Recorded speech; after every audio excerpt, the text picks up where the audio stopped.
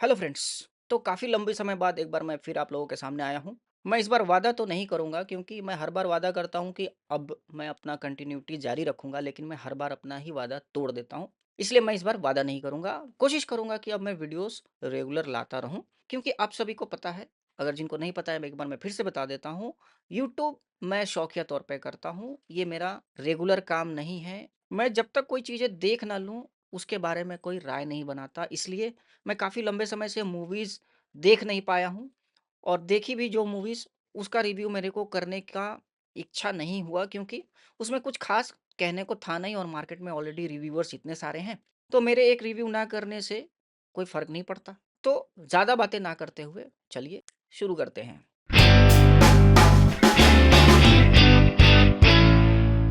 पुष्पा 2 मैंने देखी। काफ़ी मूवी लंबी है, लेकिन मूवी का जो पेस है इतना फ़ास्ट है, सारी चीज़ें एकदम से एक के बाद एक घटनाएँ होती हैं, इस वज़ह से टाइम का मेरे को पता ही नहीं चला। ऐसा लगा मुझे कि अभी तो मैं अंदर आया था। मूवी आपको इतनी एंगेज रखेगी, और पुष्पा का जो स्वैग है, इस स्वैग ने ही इस मूवी को उठा कर के रखा है, क्योंकि मूवी की कहानी की जहाँ तक बात है, मूवी की कहानी एवरेज ही है। क्यों? मैं बताता हूँ। ऐसी मूवीज़ हमने बॉलीवुड में बहुत देखी हैं। पुराने टाइम में ऐसी मूवीज़ बनती थी कि एक बंदा है जिसके साथ बचपन में कुछ ऐसा गलत हो गया या अनाथ हो गया, फिर उसने गलत राह पकड़ ली, गलत काम करने लगा, और लेकिन दिल का अच्छा है, गलत काम करने लगा और फिर वो बहुत बड़ा डॉन बन गया। तो ऐसी मूवीज़ हमने बहुत सारी देखी हैं। तो मैं उस पॉइंट ऑफ व्यू से कह रहा हूँ कि पुष्पा की स्टोरी कुछ खास नहीं है। मार्केट में बहुत सारे रिव्यूज़ आ चुके हैं, कुछ एलीट वाले भी आ चुके हैं, कुछ राष्ट्रवादियों के भी आ चुके हैं। हालाँकि मैं राष्ट्रवादी वाले से ज़्यादा सहमत हूँ। एलीट वाला कुछ पॉइंट ऑफ व्यू में वो भी ठीक है, वो ज़्यादा लॉजिकल बात करता है, लेकिन मूवीज़ में बहुत सारी चीज़ों में लॉजिक नहीं ढूँढी जाती हैं। लेकिन जब बात ढूँढने की आएगी तो हो सकता है मैं भी बायस हो जाऊँ, लेकिन यहाँ पे मैं इतना ही कहूँगा कि जिसने जो अपने हिसाब से अपना पॉइंट ऑफ व्यू रखा है, वो सही है, सब सही है। मैं अपना पॉइंट ऑफ व्यू आपको दे रहा हूँ, मूवी मुझे ठीक लगी है। मतलब आउट ऑफ द बॉक्स ऐसा कुछ मास्टरपीस, मास्टर क्लास मैं कहूँ ना कहूँ, ये भी थोड़ा मैं कन्फ्यूज़ हूँ, क्योंकि जो मूवी पैसा कमाए और लोगों को थिएटर के अंदर खींच के लाए, वो उसको मास्टरपीस ही बोलेंगे। हाँ, फ़िल्म मेकिंग के पॉइंट ऑफ व्यू से अगर आप सोचोगे कि कुछ नयापन, वो नहीं है इसमें, लेकिन पैसा कमा के दे रही है। एंड ऑफ द डे क्या मैटर करता है? बिज़नेस। कोई पैसा अगर लगा रहा है, अगर चवन्नी लगा रहा है, तो रुपया तो कमाएगा ही ना। तो उस हिसाब से पुष्पा ने सबकी इच्छाओं को पूरी की है। मैं खास करके बोलूँगा जो छोटे शहरों में सिंगल स्क्रीन वाले थिएटर्स जो बहुत सारे बंद हो चुके हैं और जो चल भी रहे थे जैसे तैसे, उनके लिए एक ये मूवी बहुत ही अच्छी साबित हुई है। और अब मूवीज़ पहले जैसे जैसे एक क्या बोलते थे, मेला लगता था सिनेमा घर के बाहर, अब वैसा चीज़ अब देखने को नहीं मिलता है, क्योंकि स्ट्रीमिंग प्लेटफॉर्म्स आ गए हैं। मूवी 1-2 महीने बाद स्ट्रीमिंग प्लेटफॉर्म पे आ जाएगी, तो इस वजह से भी चीज़ें पहले जैसी नहीं रहीं। लेकिन जिस हिसाब से अभी फिल्मों का हाल खस्ता हो रखा है, वहाँ पे पुष्पा ने उस चीज़ को तोड़ दिया है। और सबसे बड़ी बात, इस मूवी का पीआर बहुत ज़बरदस्त है। इसके पीआर के आगे अदर मेकर्स, अदर मूवी या अदर इंडस्ट्री जो है डर गई। उनको पता था कि अगर हम इसके सामने अपनी मूवी खड़ी करेंगे तो नहीं चलेगी, क्योंकि एक तो वैसे ही उल्टी सीधी चीज़ें लोग करते रहते हैं, जिसकी वजह से पब्लिक के दिलों में आजकल इनके खिलाफ नफरत बढ़ गई है, क्योंकि ये हरकतें ऐसी होती हैं इनकी। अगर ये दिवाली के टाइम आई होती तो हो सकता है और ज़्यादा तगड़ी कमाई करती, लेकिन चलो अभी भी सही है। अभी जब तक मैं ये वीडियो बना रहा हूँ, ये वर्ल्ड वाइड ऑल लैंग्वेजेस में 1300 करोड़ के आसपास की कलेक्शन कर चुकी है, और हिंदी की कलेक्शन इसने बाहुबली 2 के रिकॉर्ड को ऑलमोस्ट तोड़ दिया है, क्योंकि अभी मूवी सिर्फ 11वें-12वें दिन में है।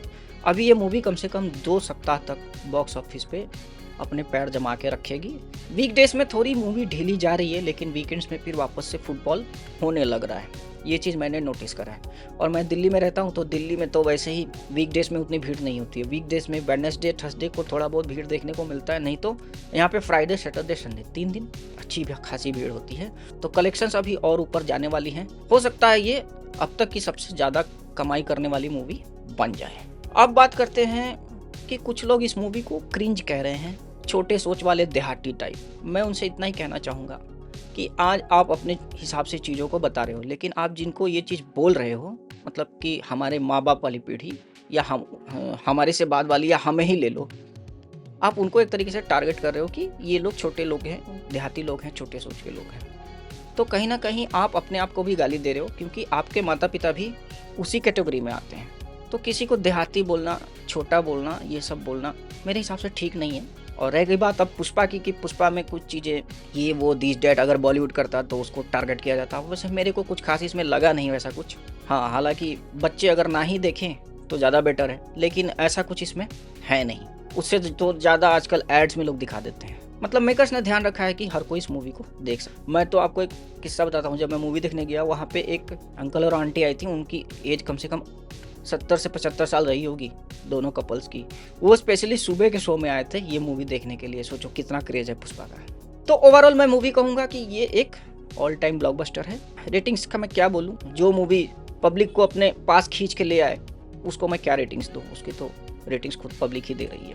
वैसे अगर मेरे को रेटिंग्स देनी हो एज ए ऑडियंस तो मैं इसको 5 में से 5 दूंगा, लेकिन एज ए क्रिटिक या एज ए टेक्निकली चीज़ों को एनालाइज करते हुए मेरे को रेटिंग्स देनी हो तो मैं 5 में से दूंगा सिर्फ 2.5 स्टार्स, क्योंकि स्टोरी में कुछ खास दम नहीं है।